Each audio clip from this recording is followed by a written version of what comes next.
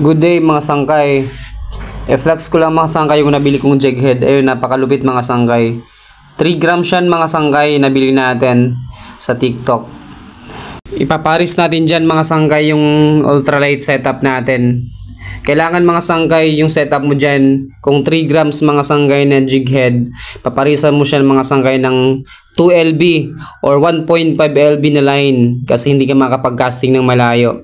Ayan, ipaparis natin dyan mga sangkay yung Berking Polaris natin na 4 cm to 5 cm. Ayan, swak na swak yan mga sangkay. Saktong-sakto lang mga sangkay yung hook niya, yung haba ng Polaris at saka yung haba ng hook natin. At saka yung jig head natin, napakalupit yung design mga sangkay. Ayan mga sangkay, i-try nyo mga sangkay kung meron kayong ultralight setup.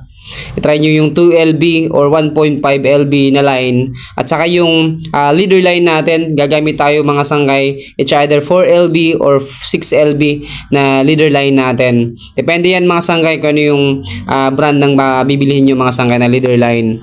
Ayan, pwede na tayo mag-shore casting mga sangkay.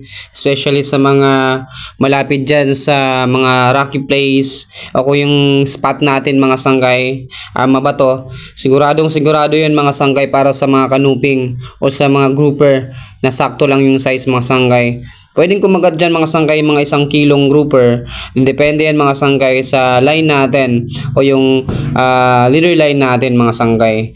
Ayun mga sangkay, i-try nyo nang check out sa Yellow Basket natin. Nandyan po yung link, nandyan po yung product na yan, yung jig head natin. Okay, fish on!